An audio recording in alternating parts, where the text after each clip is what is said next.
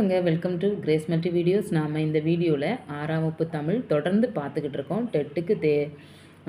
Dead தேர்வுக்கு ஆயத்தப்படுகிற நமக்கு இருக்கிற நேரத்தில் ரொம்ப எளிமையாக ரிலாக்ஸ்டாக படிக்கிறதுக்கு ஒவ்வொரு வீடியோவாக பாருங்கள். தமிழில் இயல், இசை, நாடகம் எல்லாம் உண்டு. அதுபோல் அறிவியல் தமிழும் உண்டு. இப்போது சரியா?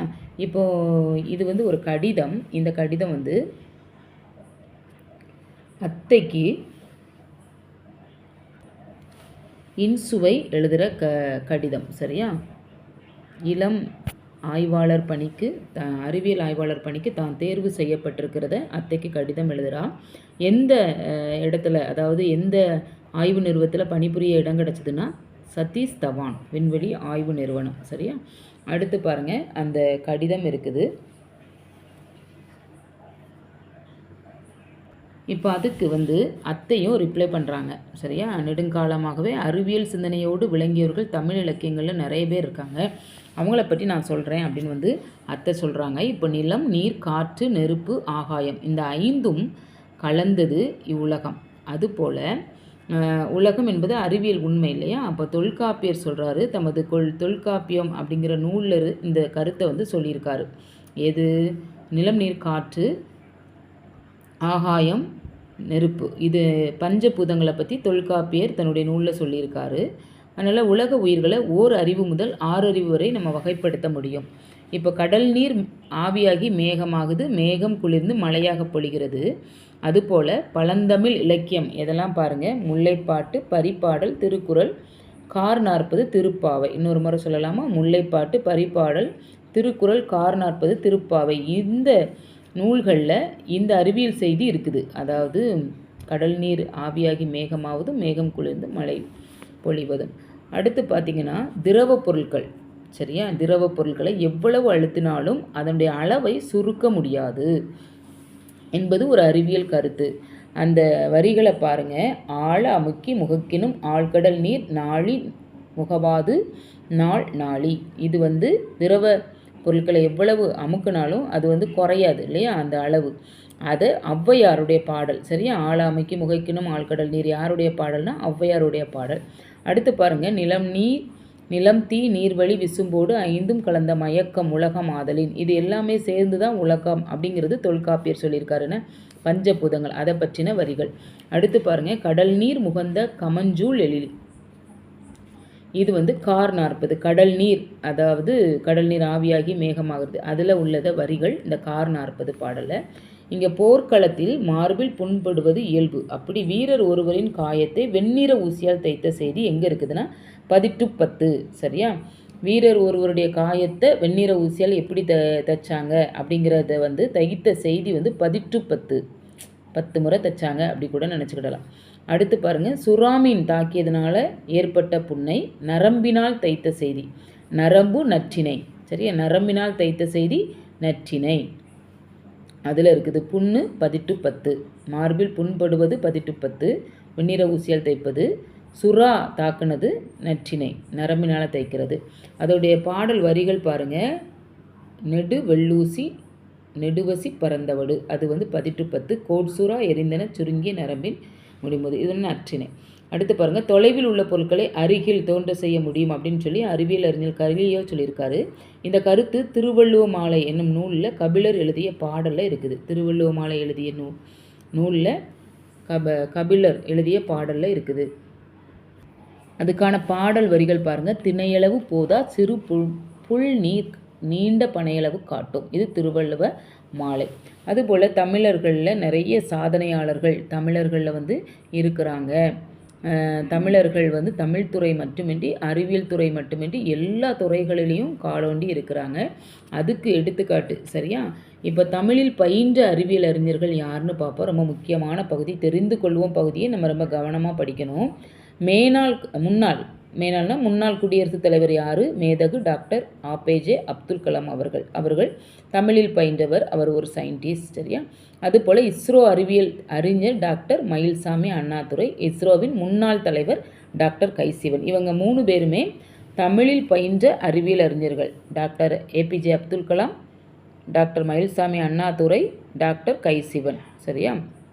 ஏபிஜே அப்துல் கலாம் அவர்கள் முன்னாள் குடியரசுத் தலைவர். மயில்சாமி அண்ணாதுரை வந்து அறிவியல் அறிஞர் இஸ்ரோவில். அதுக்கப்புறம் இஸ்ரோவின் முன்னாள் தலைவர் வந்து கை சிவன்.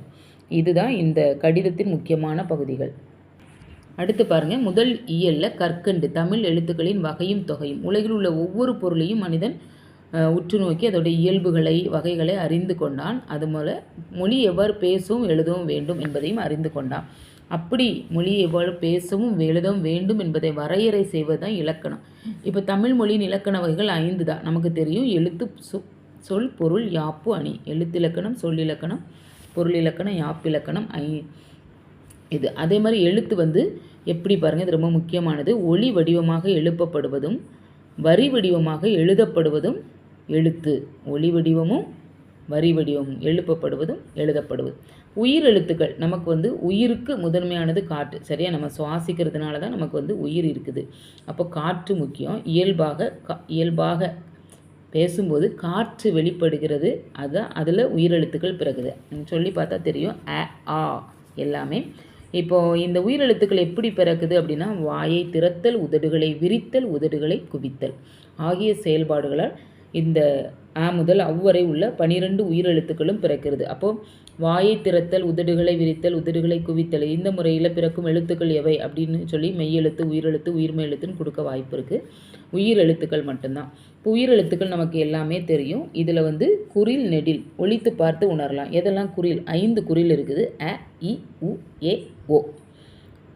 நீண்டு ஒலிக்கிறது நெடில் இல்லையா? ஆ, இ, உ, ஏ, ஐ, ஓ, ஔ. இது 7ம் நீண்டு ஒலிக்கிறது. அதனால் அது நெடில் எழுத்துக்கள் என்று அழைக்கப்படுகிறது. ஆமாம், குறுகி ஒலிப்பது குறில் எழுத்துக்கள், நீண்டு ஒலிப்பது நெடில் எழுத்துக்கள். இப்போது மாத்திரை அளவு அப்படிங்கிறது, மாத்திரை என்பது ஒரு கால அளவை குறிக்கிறது. இங்கு ஒரு முறை கண் இமைக்கவோ ஒரு முறை கை நொடிக்கவோ ஆகும் காலம். சரியா, இப்படி சொடக்கு போடுவோம்ல, அதுதான் மாத்திரை. இப்போது குறில் எழுத்தை குறிக்கும் கால அளவு 1 மாத்திரை, நெடில் எழுத்தை குறிக்கும் கால அளவு 2 மாத்திரை. இப்போ மெய் எழுத்துக்கள் வந்து மெய் என்றால் உடம்பு. சரியா, இப்போது மெய் எழுத்துக்கள் ஒரு மொழிக்கு உடல் போல் இருப்பது. தமிழ் மொழிக்கு மெய் எழுத்துக்கள் என்னதெல்லாம் அப்படின்னா, இக்கு முதல் இன்னு வரை ஆகிய 18 எழுத்துக்கள். இப்போ இதில் 3 வகையாக மெய்யெழுத்துக்களை பிரிக்கிறோம். வல்லினம், மெல்லினம், இடையினம். சரியா, வலிமையான ஓசை உடையது, வன்மையான ஓசை உடையது சொல்லலாம். இக்கு, இச்சு, இட்டு, இத்து, இப்பு, இரு. நம்ம கசட தப்பரா சொல்லுவோம். ஞன, நமன மெல்லினம். சரியா, எரள, வழல இடையினம் அப்படின்னு சொல்லுவோம். இப்போ மெய் எழுத்துக்களுக்கு அரை மாத்திரை, குறில் எழுத்துக்களுக்கு 1 மாத்திரை, நெடில் எழுத்தை குறிக்கும் கால அளவு 2 மாத்திரை, மெய் எழுத்தை குறிப்பது அரை மாத்திரை. இப்போ பாருங்கள், இக்கு, இச்சு, இட்டு, இத்துப்பா வன்மையாக ஒலிக்கிறது, அதனால் வல்லினம். மென்மையாக ஒலிப்பது மெல்லினம். வன்மையாகவும் இல்லாமல் மென்மையாகவும் ஒலிக்கிற எரள, வழல இது வந்து இடையினம். இப்போ உயிர்மெய் எழுத்துக்கள் எவ்வளவு? உயிரெழுத்துக்கள் 12ம் மெய்யெழுத்து 18ம் சேர்ந்து நமக்கு தோன்றும் எழுத்துக்கள் உயிர்மெய் எழுத்துக்கள். இது வந்து 216. அப்போ இந்த அது எப்படி வருது அப்படின்னா, 12 உயிரெழுத்துக்கள் 18 மெய்யெழுத்துக்களை சேர்ந்து நம்ம பெருக்கும் பொழுது இந்த 216 நமக்கு கிடைக்குது. அதுபோல் மெய்யுடன் உயிர்குறில் சேர்த்தால் உயிர்மெய் குறில். அதாவது மெய்யெழுத்து எவ்வளவு? 18, உயிர்குறில் எத்தனை? 5. அப்போது உயிர்மெய் குறில் தோன்றுகிறது. சரியா, உயிர்மெய் குறில் எத்தனை அப்படின்னா 90. 18 பெருக்கல் 5. உயிர்மெய் நெடில் 7, 18 மெய் எழுத்துக்கள் ரெண்டும் சேர்ந்தால் 126. சரியா, அப்போ மொத்தம் உயிர்மெய் குறிலும் உயிர்மெய் நெடிலும் 216 எழுத்துக்கள். அதை டேலி ஆயிடுது. அப்புறம் ஆயுத எழுத்து நமக்கு தெரியும். ஆயுத எழுத்தை அரை மாத்திரை. சரியா, மெய்யெழுத்துக்கும் அரை மாத்திரை தான், ஆயுத எழுத்துக்கும் அரை மாத்திரை தான். ஆயுத எழுத்துக்கு வந்து தனிநிலை, அக்கேனம், முப்புள்ளி, முப்பார்புள்ளி அப்படின்னும் பெயர்கள் உண்டு. இப்போ பாருங்கள், ஒரு எடுத்துக்காட்டு கொடுத்துருக்காங்க. கபிலர், இதில் உள்ள மாத்திரை அளவு. சரியா, குறிலுக்கு 1 மாத்திரை, நெடிலுக்கு 2 மாத்திரை, ஆயுத எழுத்துக்கு அரை மாத்திரை, மெய் எழுத்துக்கும் அரை மாத்திரை. இது வந்து அப்படியே கபிலர் அப்படிங்கிற வார்த்தை அப்படியே கூட கொஸ்டினில் வரும்.